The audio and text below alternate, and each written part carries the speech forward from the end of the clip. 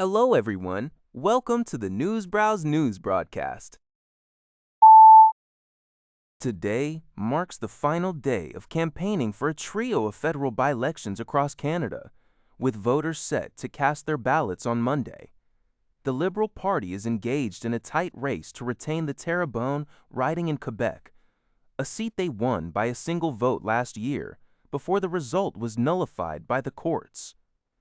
Polling analyst Philippe Bournier suggests that a loss in Terrebonne to the Bloc Québécois could signal a shift, indicating that the Liberals are not as invincible as previously thought, and that the Bloc might be seeing a resurgence. Prime Minister Mark Carney campaigned in the riding on Thursday. Despite the local contest, Carney's party is widely expected to retain two Toronto area ridings, considered safe Liberal strongholds. The overall outcome of these by-elections is largely overshadowed by the recent defection of Ontario MP Marilyn Gladu from the Conservatives to the Liberals, which has all but guaranteed a majority government for Carney. This report comes from the Canadian Press. Mohammed al-Hindi, a Palestinian refugee claimant, faces the potential ineligibility of his application due to Canada's new border law.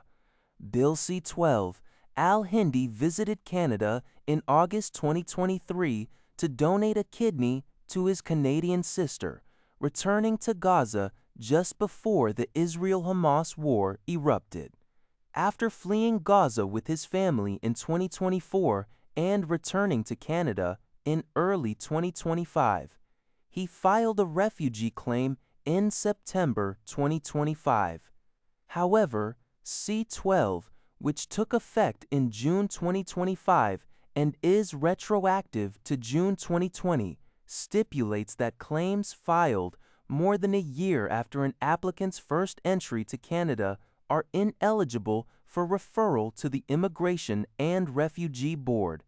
Al-Hindi received a procedural fairness letter in April 2026, warning of potential ineligibility.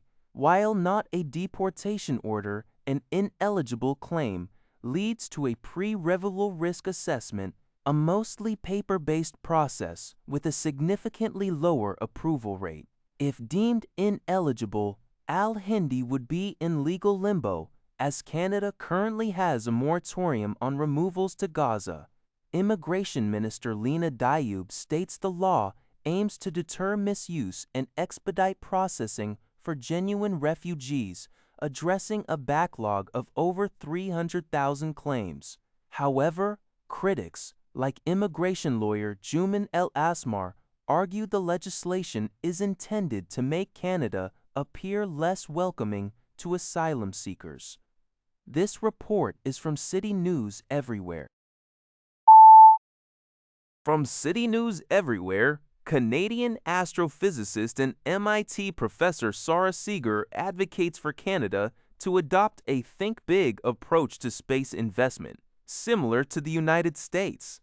She stresses the importance of taking risks and creating opportunities, not just through financial spending, but by fostering a culture of ambitious endeavors.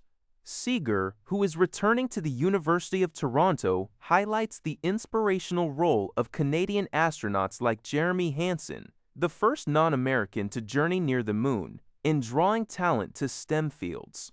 The article also features Zainab Azim, a young advocate for equality in space, who emphasizes the humanitarian benefits of space programs, such as satellite technology for agriculture. Canada's federal government, which saw its space sector contribute $3.4 billion to GDP in 2024, recently committed $200 million to a Canadian-owned launch pad in Nova Scotia, expected to be operational by 2028. Maritime Launch Services views this as a strategic and necessary investment for Canada's cosmic future, ensuring its continued involvement in both exploratory and commercial space ventures. City News Everywhere reports that Haitians are facing a severe food crisis as rising fuel prices, exacerbated by the conflict in Iran, disrupt supply chains and double transportation costs. Millions in the Western Hemisphere's most impoverished nation are already undernourished and now must further cut back on meals. The government's recent 37% increase in diesel and 29% in gasoline prices has triggered widespread concern and protests in Port-au-Prince. Humanitarian organizations like the UN World Food Program and Mary's Meals are struggling to deliver aid due to gang violence controlling key roads, forcing them to use longer, more expensive routes. The country's economy has contracted for 7 consecutive years, with inflation reaching 32%, pushing nearly 40% of the population to live on less than $2.15. Experts warn that these impossible trade-offs will directly impact survival and basic services, deepening an already spiraling humanitarian crisis. That's all for this video. Thank you for watching. See you in the next video.